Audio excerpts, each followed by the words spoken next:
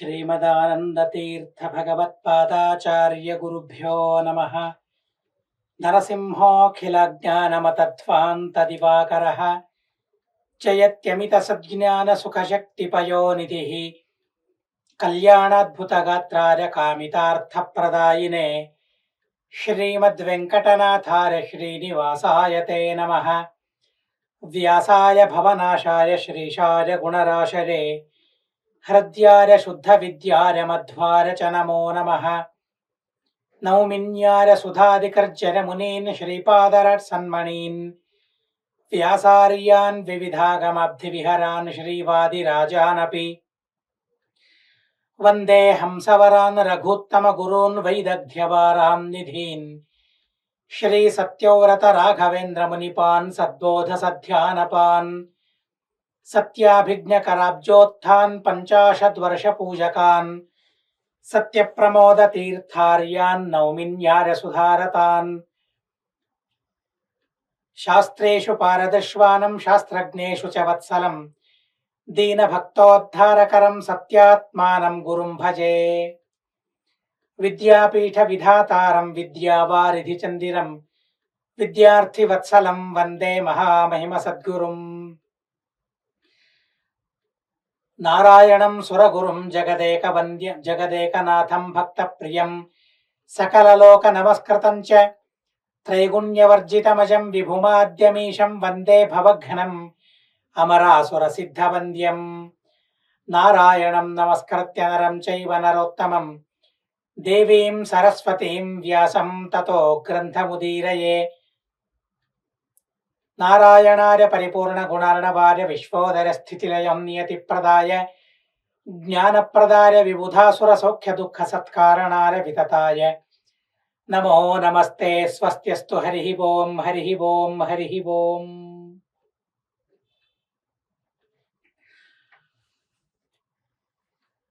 అర్జునుడు ఘనఘోరంగా యుద్ధం చేస్తూ ఉన్నాడు. ధర్మరాజు యొక్క వార్త తనకు అందలేదు. కర్ణుడు యుద్ధం చేస్తూ ఉన్నాడు. కర్ణుని వల్ల ఎలాంటి హాని జరిగిందో ఏంటో తెలియడం లేదు. కనుక భీమసేన దేవుల వారికి విన్నపిస్తే భీమసేన దేవుల వారు అన్నారు, యుద్ధాన్ని విడిచి వెళ్ళడం నాకు సాధ్యం కాదు. వెనుదిరిగి వెళ్ళాడనే అపకీర్తిని నేను సంపాదించుకోలేను అన్నప్పుడు కృష్ణునికి చాలా సంతోషం కలిగింది. భీముణ్ణి కొనియాడాడు. అర్జునుడే ధర్మరాజు యొక్క శిబిరానికి వెళ్ళాడు. ప్రారంధం ఎలా ఉంటుందో గమనించండి. ఎందుకని వెళ్ళాడు?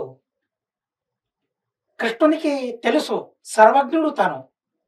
భీమసేన దేవుల వారు వెళ్ళలేదు, అర్జునుడు వెళ్ళాడు. వెళ్ళినందువలన ఏం జరిగింది అక్కడ? అసలు అర్జునుడు అక్కడికి వెళ్ళి ఉండకపోతే, ఇలాంటి ప్రశ్నలను మనం తరచూ వేసుకుంటూ ఉంటాం. ఈ సంఘటన జరిగేదే కాదు. అసలు ఒక సంఘటన జరగాలి. అర్జునునికి భీమసేన దేవుల వారి గొప్పతనం ఏంటో తెలియాలి.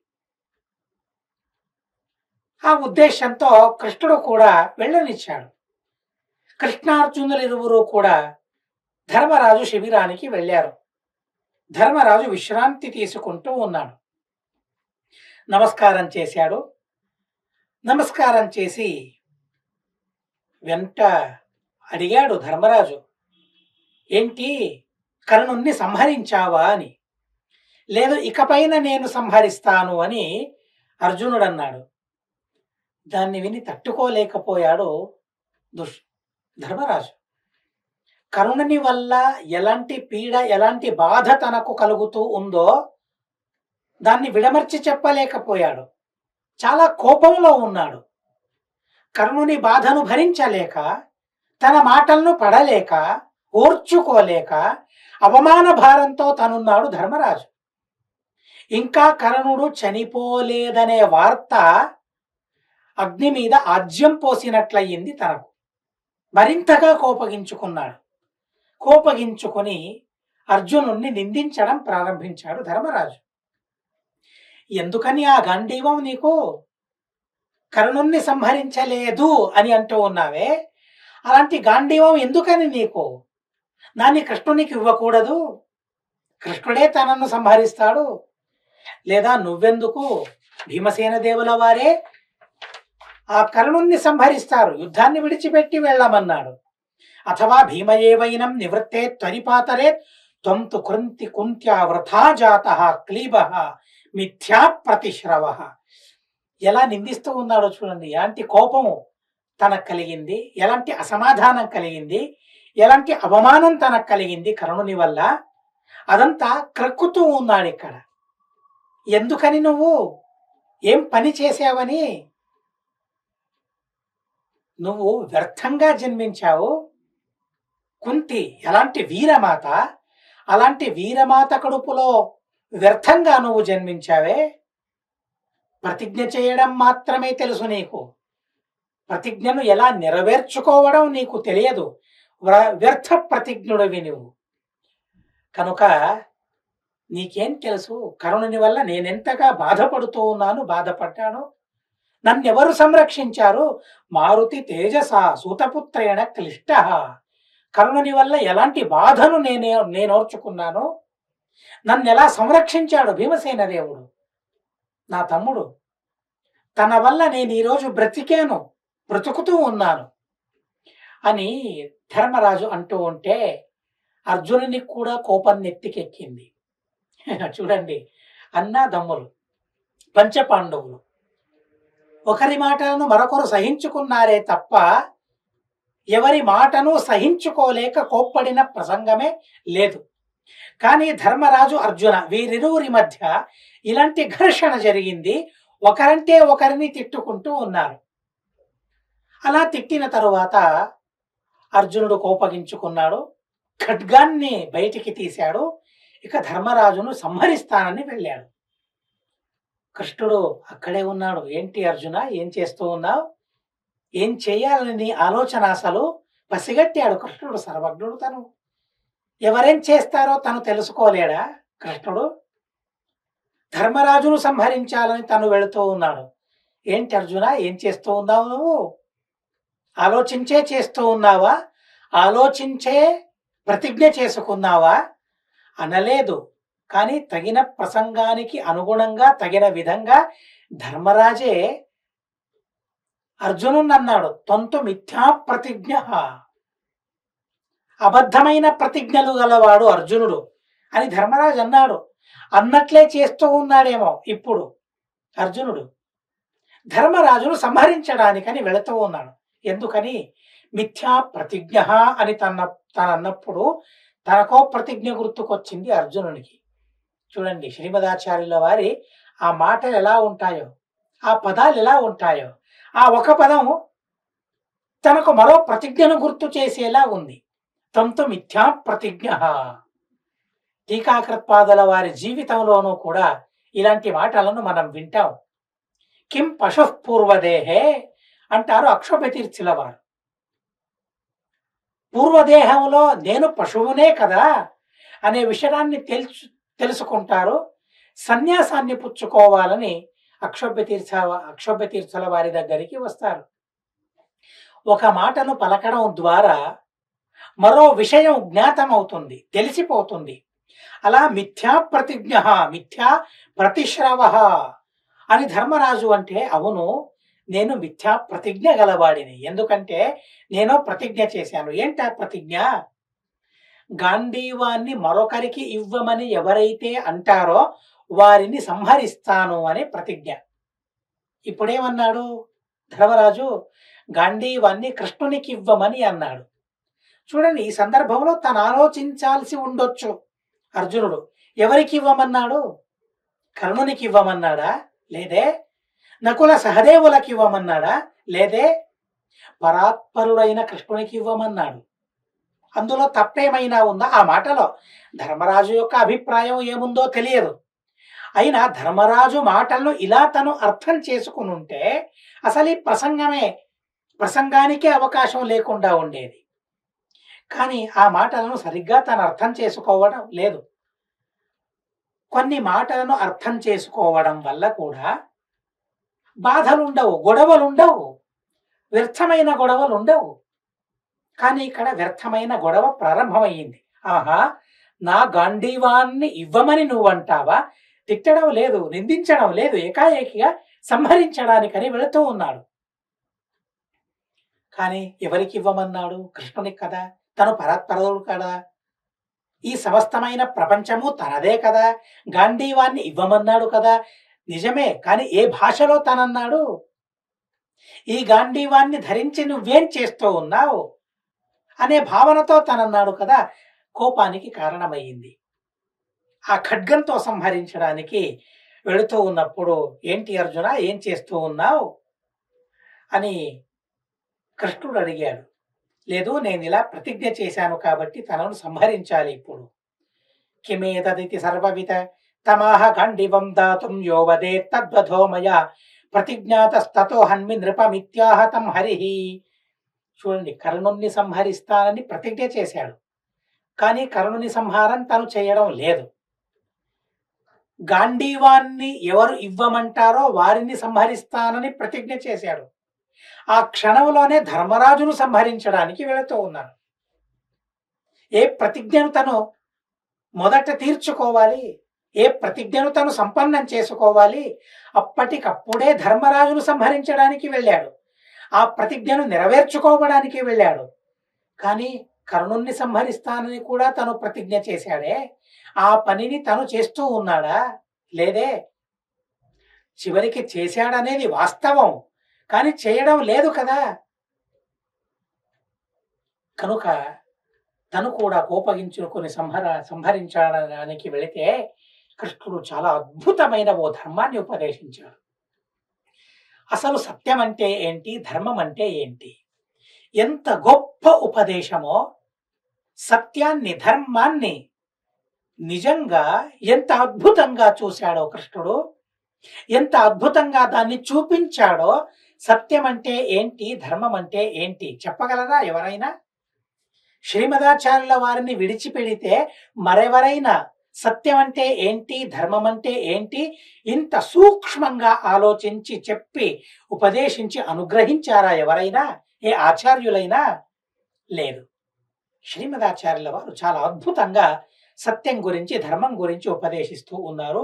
సత్యస్య వచనం శ్రేయః సత్య జ్ఞానంతు దుష్కరం యత్ సతాం హితమత్యంతం తత్సత్యమితి నిశ్చయః. సత్యస్య వచనం శ్రేయః. నిజమే, నిజాన్ని పలకడం శ్రేయస్సుకు దారి, శ్రేయస్సుకు మార్గం. సత్యాన్ని పలకడం వల్ల శ్రేయస్సు దక్కుతుంది, వాస్తవమే. కానీ సత్యం అంటే ఏంటో తెలుసుకోవడం మాత్రం చాలా కష్టం. తెలుసుకున్న తరువాత ఆ సత్య వచనాలను ఆడటం వల్ల శ్రేయస్సు కలుగుతుంది, మోక్షం కలుగుతుంది. ఎంతవరకు అది సాధ్యం కాదు, దాని గురించి తెలియనంత వరకు సాధ్యం కాదు. సత్యం అంటే ఏంటి? ఉన్నది ఉన్నట్లు చెప్పడం సత్యం అని అందరూ అనుకున్నారు. ఉన్నది ఉన్నట్లు చెప్పడం సత్యం కాదు. ఈనాటి మహాత్ముల్ని కొందరు అడిగారట, ప్రశ్నించారట. మీరు సత్యాన్ని పలుకుతానని ప్రతిజ్ఞ చేశారు, నిజమే, కానీ ఓ ప్రసంగం మీకు తారాస పడింది, ఎదురయింది.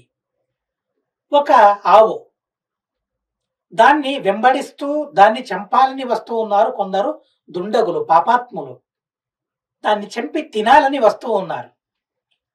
ఆ సందర్భంలో ఆ ఆవు ఒక చోట దాక్కుంది. దాన్ని మీరు చూశారు. పిమ్మట వాళ్ళందరూ వచ్చి మిమ్మల్ని అడిగారు, మీరు అక్కడే ఉన్నారు కదా, మిమ్మల్ని అడిగారు ఆవు ఎటువైపు వెళ్ళింది అని. ఏం చెబుతారు మీరు ఆ సందర్భంలో? సత్యాన్ని పలకడం ఎంత కష్టమో మీకు అసలు తెలుసా అన్నారు. చూడండి, ఎంత అద్భుతమైన ప్రశ్న అది. సత్యాన్ని పలకడం ఎంత కష్టం, ఎంత దుర్భరం అది, ఎంత దుర్భేద్యం అది. సత్యం గురించి తెలుసుకోవడం, శత్రు సైన్యాన్ని భేదించొచ్చు, కానీ సత్యం అంటే ఏంటి, ధర్మం అంటే ఏంటి అంత సులభంగా తెలుసుకోవడం సాధ్యం కాదు. ఆ మహాత్ముని అడిగారట. ఎవరో ఆ మహాత్ముడు మీకందరికీ తెలుసే. ఆ మహాత్ముని అడిగితే తను ఆలోచించాడు. ఎంతోసేపు ఆలోచించిన తరువాత అక్కడికి వెళ్ళిందని చెబితే వాళ్ళందరూ వెళ్ళి ఆవుని చంపుతారు. ఆ పాపం, ఆ నేరం తన పైన. మరెటో వైపు వెళ్ళిందని చెబితే అసత్యాన్ని పలికినందువలన, అబద్ధాన్ని పలికినందువలన పాపం చుట్టుముడుతుంది. ఏం చేయాలి? ఆలోచించి ఆలోచించి చివరికి తనన్నాడట, ఆ సందర్భంలో నేను మిన్నకుండిపోతాను, ఊరుకుండిపోతాను. ఎటు వెళ్ళింది చెప్పను, ఏమీ చెప్పను, అసలు నేను మాటలాడను, అలాగే నేను ఉంటాను అని తనన్నాడట. సరే, నిజమే, అలా తను చెప్పాడు. కానీ మళ్ళీ ప్రశ్నించారట. సరే, మీరు ఊరుకున్నారు. ఊరుకున్నారని ఆ ఆవును వెతకడానికని వాళ్ళు వెళ్ళారు. ఆవు దొరికింది. మీ ఎదుటే ఆవుని సంహరించారు. పాపం ఎవరిది? ఎవరికి ఆ పాపం చుట్టుముడుతుంది? ఒకే ఒక్క మాట, ఎటువైపు వెళ్ళిందో దాన్ని చెప్పకుండా మరోవైపు వెళ్ళిందని చెప్పి వారి దారిని మళ్లించడం వల్ల ఒక ఆవును సంరక్షించినట్లవుతుంది కదండి. కానీ మీరు ఊరుకుంటే ఏం జరుగుతుంది? ఏమైనా కావచ్చు. మీరు ఊరుకున్నందువలన తనకు తెలియదు, తను చూడలేదు, కనుక ఇక్కడి రాలేదు అని మనసు మార్చుకుని మరోవైపు వెళ్ళొచ్చు. లేదా ఇక్కడున్నా తను చెప్పడం లేదు అని దాన్ని వెతికి మీ ముందే దాన్ని చంపొచ్చు. ఏం జరిగినా ఎవరికి తెలుసు? ఏం జరుగుతుందో ఎవరికి తెలుసు? పాత పాట ఒకటి గుర్తుకొస్తుందే, రామాయణంలోని పాట. ఏ నిమిషానికి ఏమి జరుగునో ఎవరూ హించెదరు. ఎంత చక్కగా ఆ కవి ఆ సందర్భానికి చాలా చక్కగా దాన్ని ఉపయోగించారు. ఏం జరుగుతుంది తెలుసా? అసలు లేదే. అసలు ఊహించి వెళ్ళి మీ ఎదురుగానే ఆ ఆవును చంపితే పాపం ఎవరిది? మీదా కాదా అంటే విస్తుపోయారట మహాత్ములు. ఏం చెప్పాలో తెలియలేదు. అలాంటి వారిని మహాత్ములు అని మనం గుర్తిస్తూ ఉన్నాం. కానీ శ్రీమదాచార్యుల వారు ఎంత చక్కగా దాని గురించి చెబుతూ ఉన్నారో గమనించండి. సత్యస్య వచనం శ్రేయ, సత్య జ్ఞానం తు దుష్కరం. సత్యాన్ని గురించి తెలుసుకోవడం ఏదైతే ఉందో దుష్కరం, అది అసాధ్యం మనిషికి. అసాధ్యమైతే మీరు చెప్పండి అంటే ఎంత చక్కగా దాని గురించి విశ్లేషిస్తూ ఉన్నారో. యత్ సతాం హితమత్యంతం తత్ సత్యమితి నిశ్చయ. ఉన్నది ఉన్నట్లు చెప్పడం సత్యం కాదు. సత్య అనే ఆ పదములోనే దాని యొక్క అర్థం ఇమిడి ఉంది. దాన్ని ఎంత చక్కగా విడిదీసి చెబుతూ ఉన్నారో గమనించండి. సత్యం ఒకటిగా మనకు కనిపిస్తూ ఉంది, కనిపించేందుకు ఒకటిగానే ఉంటుంది, వినిపించేందుకు ఒకటిగానే ఉంటుంది, అర్థం చేసుకోవడానికి ఒకటిగానే ఉంటుంది. అహం బ్రహ్మాస్మి, నేను బ్రహ్మ, విన్నంత మాత్రాన నేను బ్రహ్మ ఒకటి అనిపించేలా ఉంటుంది. ఎలా? సత్యం అనే పదంలాగేనే. కానీ అందులో రెండున్నాయి, ఒకటి లేదు, ఒక పదం లేదు అక్కడ. సత్యం అనేది ఒక పదం కాదు, సత య అని రెండు పదాలు ఉన్నాయి అక్కడ. సత అంటే సజ్జనులకు, య అంటే హితమైనది సత్యం, అదే సత్యం. యత్ సతాం హితమత్యంతం తత్ సత్యమితి నిశ్చయ. చూడ్డానికి ఒకటే, ఎంతవరకు విడదీయడం చేత కాదో అంతవరకు సత్యం అంటే ఉన్నది ఉన్నట్లు చెప్పడమే. ఎప్పుడైతే విడదీయడం సాధ్యమవుతుందో, ఆ విడదీసిన తరువాత ఆ అర్థం యొక్క ఆస్వాదాన్ని మనం అనుభవించగలుగుతామో ఎంత ఆనందం కలుగుతుంది. సతాం హితం సత్యం. సజ్జనులు ఎవరైనా పర్వాలేదు, అది ఎవరైనా పర్వాలేదు. పశు పక్షి క్రిమి కీటం ఏదైనా పర్వాలేదు. ఒక ప్రాణి, ఒక భూతం, ఒక జీవి, ఆ జీవికి ప్రాణికి హితం కలుగుతుందంటే అబద్ధమాడినా అది సత్యమవుతుంది. ఇది శ్రీమదాచార్యుల వారి నిర్ణయం. అదేంటి అబద్ధమాడాలా? అది అబద్ధం కాదు. పైకి చూడ్డానికి అది అబద్ధం, కానీ వాస్తవానికి అదే సత్యం. ఎందుకని? అలా మాటలాడడం వల్ల సజ్జనులకు హితం కలిగింది. ఎటో వెళ్ళిందని చెబితే, ఆవు ఎటో వెళ్ళిందని చెబితే ఏమవుతుంది? అప్పుడు అటువైపు మళ్ళీ వెళ్ళిపోతారు వారందరూ కూడా. కనుక వారికి విశ్వాసం పుట్టేలా అబద్ధం చెప్పాలి. అబద్ధం చెప్పినా అతికినట్లుండాలి. కొందరికి అబద్ధం మాట్లాడడం చేత కాదు.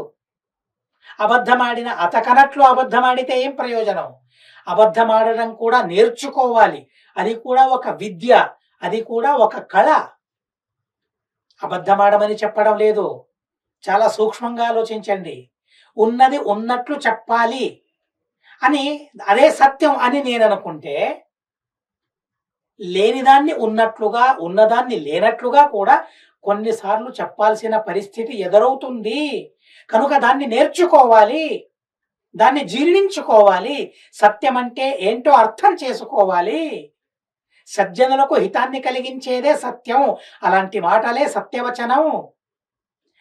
అలా ఆ సత్యం గురించి అర్థం చేసుకున్న తరువాత అతికినట్లు అబద్ధం చెప్పగలుగుతారు ఎవరైనా. ఎందుకని? మంచి కోసం అబద్ధం చెప్పడం. మంచి కోసం అబద్ధం చెప్పడం కూడా మంచి. అది చెడ్డ కాదు.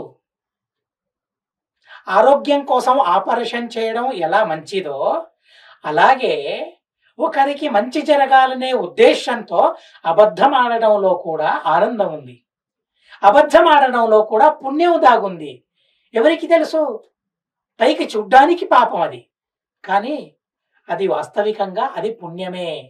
ఇది సత్యం అంటే శ్రీమదాచార్యుల వారు చెబుతూ ఉన్నారు.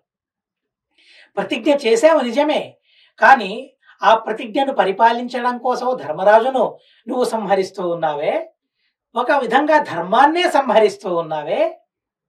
సత్యం, నీ మాటను సత్యం చేసుకోవాలని నువ్వు అనుకుంటూ ఉన్నావు, కానీ సత్యం అంటే ఏంటి? నువ్వు సంహరించడం వల్ల ఎవరికి హాని జరుగుతుంది? సజ్జనుడైన ధర్మరాజుకు కదా హాని జరుగుతుంది. తనకు హితం జరుగుతుందా దానివల్ల? నువ్వు చేసిన ప్రతిజ్ఞను నెరవేర్చుకోవడం వల్ల సజ్జనుడైన ధర్మరాజుకు హితం కలుగుతుందా? ఆలోచించమన్నాడు. బుద్ధిని ఉపయోగించమన్నాడు. కలగదే. అలాంటప్పుడు అది ఎలా సత్యం అవుతుంది? అది సత్యం కాదు. చంపకపోవడమే నిజంగా సత్యం. ఇప్పుడు ధర్మం అంటే ఏంటి? దాని గురించి కూడా చెబుతారు. ధర్మస్య చరణం శ్రేయ, ధర్మ జ్ఞానం తు దుష్కరం, యత్ సతాం ధారకో ధర్మ నిత్యం సధర్మ ఇది నిశ్చయ. ధర్మాన్ని ఆచరించడం చాలా సులభం, కానీ ధర్మాన్ని గురించి తెలుసుకోవడమే కష్టం. ఇది నాకు విహితమైన ధర్మమా? ఈ ధర్మం వల్ల నాకు మంచి జరుగుతుందా? ఈ ధర్మం వల్ల సజ్జనులకు మంచి జరుగుతుందా? అసలు నాకు మంచి జరుగుతుందో లేదో అనే ఆలోచనే లేకుండా ధర్మాలను ఆచరిస్తూ ఉంటాం. విహితమైన ధర్మాలను ఆచరించడం వల్ల మనకు మేలు జరుగుతుంది. నిషిద్ధమైన ధర్మాలను ఆచరించడం వలన ఎవరికి మేలు జరుగుతుంది? అసలు జరగదే. కనుక నాకు విహితమైన ధర్మమేది? ఈ ధర్మాన్ని ఆచరించడం వల్ల నాకు మేలు చేకూరుతుందా? ఈ ధర్మము నాకు మేలును చేకూర్చగలదా? నాకు విహితమైనదా? ఆలోచించడం లేదు అసలు. ఏ ధర్మాన్నైనా పరిపాలిస్తూ ఉన్నాం మేము ఇప్పుడు. నా దృష్టిలో నాకు అది ధర్మమా? వైయక్తికంగా కూడా కొన్ని ధర్మాలు అవుతాయి. ఆ ధర్మమే మరొకరికి అధర్మం అవుతుంది.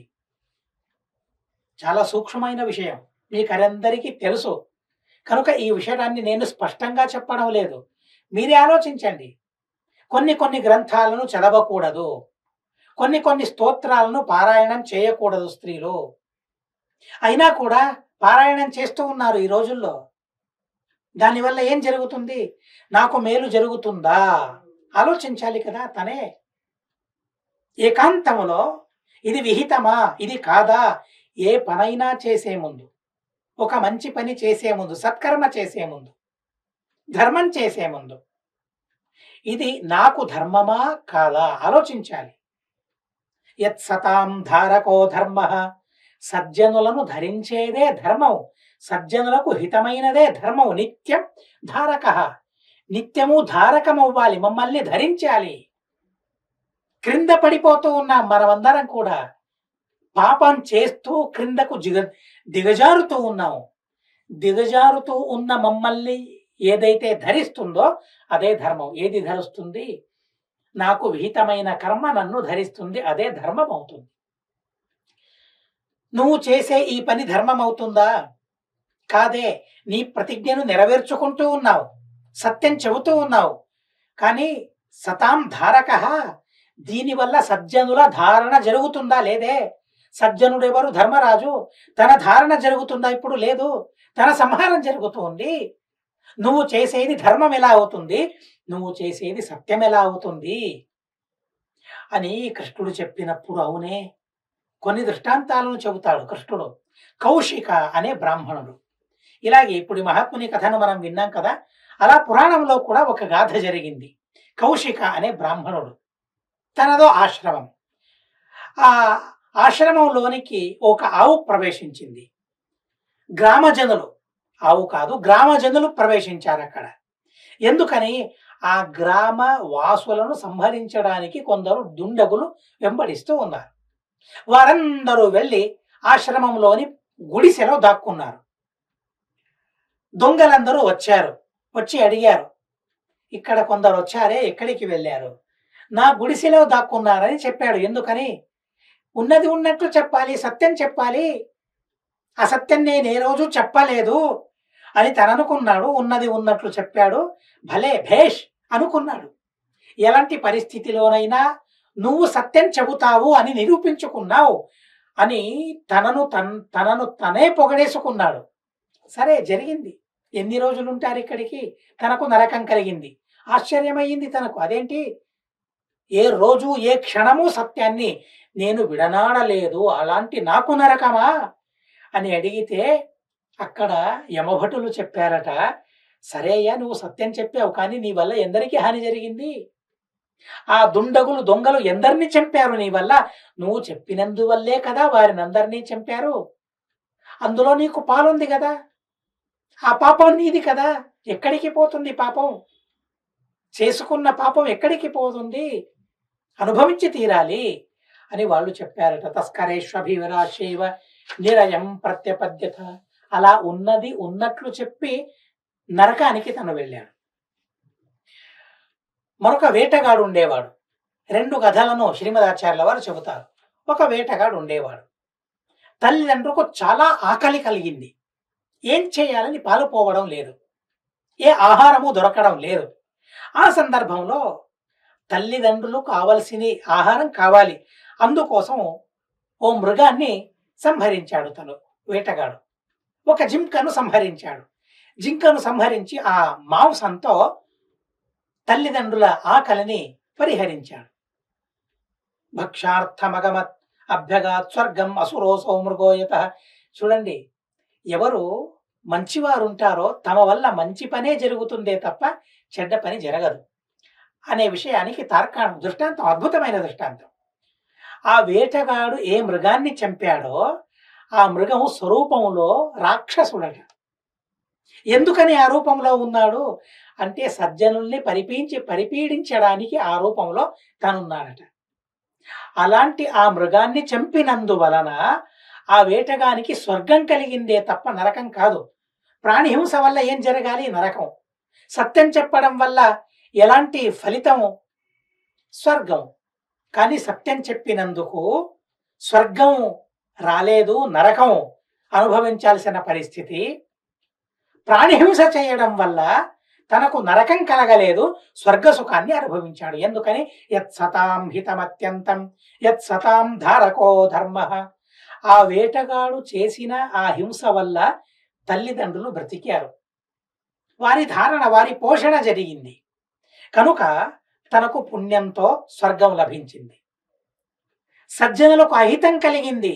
కౌశిక అనే బ్రాహ్మణుడు చెప్పిన సత్యం వల్ల గ్రామ ప్రజలకు హాని కలిగింది. చూడండి, తను బ్రాహ్మణుడు, తను వేటగాడు. శ్రీమదాచార్యుల వారు ఏ విధమైన దాక్షిణ్యం లేకుండా, ఏ విధమైన బిడియం లేకుండా, కప్పిపుచ్చకుండా ఆ గాథలను ఎలా చెబుతూ ఉన్నారో గమనించాలి. తను బ్రాహ్మణుడు నిజమే, అయినా సజ్జనులకు అహితమయ్యేలా తను సత్యం చెప్పాడు. సజ్జనులకు అహితమయ్యేలా సత్యం చెప్పాడు కాబట్టి తనకు నరకం కలిగింది. మరొక వైపు వేటగాడు, బ్రాహ్మణుడు కాదు. తను చేసిన ప్రాణిహింస వల్ల సజ్జనుల ధారణ జరిగింది, సజ్జనుల పోషణ జరిగింది. కాబట్టి అందులోనూ ఆ ప్రాణి దుష్టమైన ప్రాణి కాబట్టి తనకు స్వర్గం కలిగిందే తప్ప ఏ విధమైన హాని తనకు కలగలేదు. ఉపద్రవాయ లోకస్య తపశ్చరతి దుర్మితి తస్మాత్ సద్ధారకో ధర్మ ఇది కృత్వా వినిశ్చరం మా నృపం జహి సత్యాం త్వం కురువాచం తిరస్కురు. కనుక నీ మాట, నీ ప్రతిజ్ఞను నెరవేర్చుకోవాలని నీకుంది కదా, ధర్మరాజును నిందించమన్నాడు. చూడండి, పెద్దలను నిందిస్తే అది వారిని సంహరించినట్లు. ఎన్నిసార్లు మనం తల్లిదండ్రుల్ని సంహరించామో, ఆ మాతా పితృహత్యకు లోనయ్యామో ఒక్కసారి మనం గమనించాలి. తల్లిదండ్రుల్ని, పెద్దవారిని నిందించే ముందు అవగాహన ఉండాలి. ఏం చేస్తూ ఉన్నాను అని ఆలోచించాలి. చాలా జాగ్రత్తగా ఉండాలి. తల్లిదండ్రులను, పెద్దలను నిందించకూడదు. కలియుగం. ఎవరెవరిని నిందిస్తూ ఉన్నారో మీకందరికీ తెలుసు. అలా నిందించడం వల్ల ఎవరెవరికి ఏం జరుగుతుందో కూడా మీరు ఊహించగలరు. కనుక కృష్ణుడు చెబుతూ ఉన్నాడు, నిందించమన్నాడు. చెప్పిన తర్వాత ధర్మరాజును నిందించాడు. నువ్వు నృశంసుడవు, కృతజ్ఞుడవు, నిర్వీర్యుడవు, పరుషమైన మాటలాడేవాడివి, నీ వల్ల అసలు ఎవరికీ సుఖం లేదు, నన్ను నిందిస్తూ ఉన్నావే. నన్ను నిందించడానికి అర్హుడు ఎవరో తెలుసా? భీమసేన దేవుల వారు. అలాంటి పరిస్థితిలో కూడా భీమసేన దేవుల వారిపైన ఎలాంటి గౌరవం తనకు కలుగుతూ ఉందో, ఆ గౌరవం కలగడం వల్ల ఉక్కిరి బిక్కిరి అవుతూ ఉన్నాడు అర్జునుడు. అలాంటి గౌరవం భీమసేన దేవుల వారిపైన కలిగింది. భీమో మాం గర్హితుం యోగ్య యోహ్యస్మాకం సదా గతి.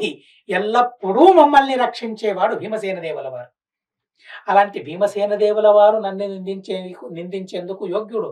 నువ్వెవరసలు నిందించడానికి? ఎందుకని తను నిందించడానికి అర్హుడు అంటే, యో యుజ్యతే సర్వవీరై అద్యాపి త్వం తు నిందక. ఇప్పుడు కూడా ఈ క్షణం వరకు తను యుద్ధం యుద్ధం యుద్ధం యుద్ధం తప్ప మరేది తెలియనట్లు యుద్ధం చేస్తూ ఉన్నాడు. ఎందుకోసం? అరంజకమైన రాజ్యాన్ని ప్రజలకివ్వాలనే ఉద్దేశంతో, ఆ ఉత్తమమైన పరిపాలనలో ప్రజలకు ఆనందం కలిగించేందుకు తను యుద్ధం చేస్తూ ఉన్నాడే తప్ప ఏదో తనకు బలముందని యుద్ధం చేయడం లేదు. పరువులను పీడించాలనే ఉద్దేశంతో యుద్ధం చేయడం లేదు. భీమసేన దేవుల వారి ఆ ప్రజ్ఞ పాఠవాలు నిజానికి ఆలోచిస్తే ఎంత అద్భుతమైన ప్రజ్ఞా పాఠవాలు తనవి. యుద్ధంలో కూడా ఎంత చక్కగా యుద్ధం చేస్తూ ఉన్నాడు. ఎవరితో యుద్ధం చేయాలి, ఎవరిని సంహరించాలి, ఎన్నుకుని మరీ వారితో యుద్ధం చేస్తూ ఉన్నాడు. వారినే సంహరిస్తూ ఉన్నాడు భీమసేన దేవుడు. కనుక తను నిందించాలి. నువ్వేంటి నిందించడం ఏంటి అని అలా ధర్మరాజును నిందించాడు. మళ్ళీ ఖడ్గాన్ని బయటికి తీశాడు. కృష్ణుడు అన్నాడు, అర్జున మరేం జరిగింది అని. లేదు, అన్నను తిట్టినందువలన భ్రాతృహత్యా దోషం నాకు వచ్చింది, కను నన్ను నేను సంహరించుకుంటానన్నాడు. కృష్ణుడు ఎలా అర్జునుడిని సంరక్షించాడో, ఎంతగా సంరక్షించాడో కృష్ణుడు క్షణక్షణం అర్జునునికి కావాలో ఆలోచించండి. ఇదేంటి మళ్ళీ ఇలాంటి వ్యాపారం నువ్వు చేస్తూ ఉన్నావు? గరహయిత్వైనం పునరాహ జనార్దన. భగవంతుడు నిందించాడు. ఏంటి మాటికి చెయ్యరాని పనులను చేయడమే నీకు అభ్యాసమయ్యిందా అన్నాడు. మతిపూర్వం దేహనాశాత్ పాపం మహదవాప్యతే ధర్మార్థ కామ మోక్షాఢం సాధనం దేహతోస్తియత. ఎంత అద్భుతమైన మాటలో కృష్ణుని మాటలు. బుద్ధిపూర్వకంగా ఆత్మహత్య చేసుకుంటే దానివల్ల అనుభవించాల్సిన నరకం ఎంతగా ఉంటుందో చెప్పడం వీలు కాదు. ధర్మ అర్థ కామ మోక్షాలకు నిదానమైనది దేహం. కనుక ఈ శరీరాన్ని సాధన శరీరం అని గుర్తించారు. ఇలాంటి సాధన శరీరాన్ని నువ్వు నాశనం చేసుకుంటూ ఉన్నావా? చూడండి, దేహం పైన అవగాహన కలిగేలా భగవంతుని ఉపదేశం ఎలా ఉందో. మాటికి చీటికి చచ్చిపోతాను అని కొందరు మాట్లాడుతూ ఉంటారు. వారందరికీ ఎంత పెద్ద ఉపదేశమో ఇది, ఎంత గొప్ప ఉపదేశమో. నిండు నూరేళ్లు బ్రతకాలి, బ్రతికి తీరాలి అనే ఆశ ఎలా మనిషికి ఉండాలో కృష్ణుని మాటలతో మనం నేర్చుకోవాలి. ధర్మార్థ కామ మోక్షాలకు సాధనమైనది ఈ శరీరం కనుక ఈ శరీరాన్ని సాధన శరీరం అని అంటారు. భోగ శరీరం కాదండి ఇది, సాధన శరీరం. ధర్మానికి సాధనమైన శరీరం, అర్థానికి, కామానికి, మోక్షానికి సాధనమైన శరీరం. ఇలాంటి శరీరాన్ని విడనాడటం న్యాయమా అర్జున?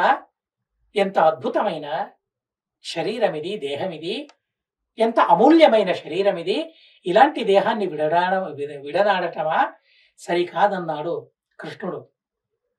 ఏం చేయాలి ఇప్పుడు అంటే, వధే గురూణాం త్వంకార స్వప్రశంసైవ చాత్మనః. గురువులను, పెద్దవారిని నిందించడం అది వారి సంహారం. మనల్ని మనం పొగడుకోవడం కూడా మన సంహారమే. చూడండి, రెండు పనులను మనం చేస్తూ ఉంటాం. మనల్ని మనం పొగడుకోవడం, పెద్దలను నిందించడం.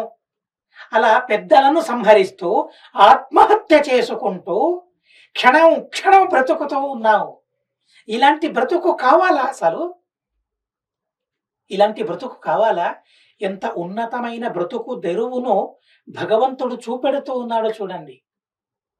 ఎంత అద్భుతమైన మార్గదర్శనం భగవంతుడు చేస్తూ ఉన్నాడో చూడండి.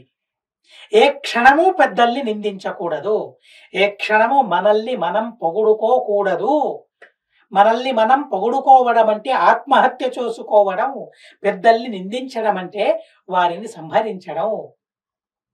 కనుక నిన్ను నువ్వు పొగుడుకో అన్నాడు కృష్ణుడు. చూడండి, అంతవరకు తనను తను పొగుడుకోలేదు అర్జునుడు. ఎంత గొప్ప వ్యక్తి తను ఆలోచించాలి. అన్నప్పుడు నాహం వేద పరం ధర్మం కృష్ణరేవ గతిర్మమ ఇతి భావం సముత్పాద్య దోషాన్ నాశయితుం హరి కారయామాస తత్సర్వం అర్జునేన జగత్పతి. ఇలా జగత్పతి అయిన భగవంతుడు అర్జునునికి తెప్పిన తరువాత అర్జునుడు అనుకున్నాడు, ఈ కృష్ణుడు లేనట్లయితే నా పరిస్థితి ఏంటి అసలు? కృష్ణుడు కావాలి అని నేను అనుకున్నాను. యుద్ధానికి సహాయాన్ని అడగాలని వెళ్ళినప్పుడు ఎవరు కావాలి? కృష్ణుడు కావాలి అని అనుకున్నాను, కోరుకున్నాను. నేను కోరుకున్నది తప్ప అనే ఆలోచన తనకు రాకుండా నేను సరి అయిన వస్తువునే కోరుకున్నాను అనే భావన తనకు కలిగింది. ఈ కృష్ణుడే లేనట్లయితే ఇన్నిసార్లు నేను బ్రతికేవాడినా, ఇంత ఉన్నతంగా బ్రతికేవాడినా, ఇంత గొప్పగా నా బ్రతుకు తెరువు ఉండేదా, ఇన్ని ధర్మాలను చేసి ఉండేవాడినా నేను అసలు? తను తెలుసుకున్నాడు కృష్ణుని అస్తిత్వం, కృష్ణుని ఉపదేశం యొక్క అస్తిత్వం. రాముడు ఉండాలి మా చెంత, కృష్ణుడు ఉండాలి మా చెంత. కృష్ణుడు లేకపోయినా, రాముడు లేకపోయినా, లేకపోవడం అసాధ్యం. ఎల్లప్పుడూ మా చెంతనే ఉంటాడు. లేకపోవడం అంటే ఉన్నాడనే భావన లేకపోవడం అని అర్థం. ఆ రాముని, కృష్ణుని ఉపదేశాలు మాత్రం మార్మోగుతూనే ఉండాలి మా చెవిలో ఎల్లప్పుడూ. అలాంటి కృష్ణుని ఉపదేశాన్ని విన్న తరువాత బ్రతుకు జీవుడా అనుకున్నాడు. నేను చనిపోయి ఉంటే ఇంత అద్భుతమైన ధర్మాన్ని సాధించేవాడినా అసలు లేదే. కనుక కృష్ణునికి కోటి కోటి అనంత నమస్కారాలను తను సమర్పించుకున్నాడు. క్షణంలోనే ధర్మార్జునులు ఒక్కటయ్యారు. క్షణంలోనే విడిపోవడానికి సిద్ధమయ్యారు. విడిపోతూ ఉన్నాయి, వారి మనసులు దూరమవుతూ ఉన్నాయి. దూరమవుతూ ఉన్న మనసులను, మృక్కలవుతూ ఉన్న మనసులను ఒకటిగా చేసిన ఘనత భగవంతుని ఉపదేశానికి. మనం అంటూ ఉంటాం కదండి, మనసుని అతికించడం అంత సులభం కాదు. మనసు విరిగితే అతికించడం సాధ్యం కాదు. ఏదో వస్తువులు విరిగితే అతికించవచ్చు వాటిని, కానీ మనసు విరిగితే అతికించడం సాధ్యమా అని మనం గొప్పలు చెప్పుకుంటూ ఉంటాం. కానీ విరిగిన రెండు మనసులను అతికించిన మహాఘనుడు, సర్వోత్తముడు శ్రీకృష్ణుడు. అలాంటి శ్రీకృష్ణుణ్ణి మనం చింతన చేస్తూ ఉంటే మా జీవితంలో ఎలాంటి అవకతవకలు ఉండవు, ఎలాంటి అసమాధానాలు ఉండవు. కనుక అలాంటి భగవంతుణ్ణి, ఆ భగవంతుడు శ్రీకృష్ణుడు రెండు మనసులను ఏకం చేశాడే, ఆ ప్రసంగాన్ని మనం ప్రతిరోజు నెమరు వేసుకుంటూ ఉంటే భార్యాభర్తల్లో, అన్నదమ్ముల్లో స్నేహితుల్లో ఎలాంటి అవకతవకలు ఉండవు. ఎలాంటి అసమాధానాలు ఉండవు. అలాంటి గొప్ప జీవితాన్ని జీవించమని భగవంతుడు మనకు అనుగ్రహించాడనే విషయాన్ని తెలుసుకుంటూ అస్మద్గురువంతర్గత తాత్విక దేవత అంతర్గత భారతీయ రమణ ముఖ్య ప్రాణ అంతర్గత శ్రీకృష్ణార్పణమస్తు.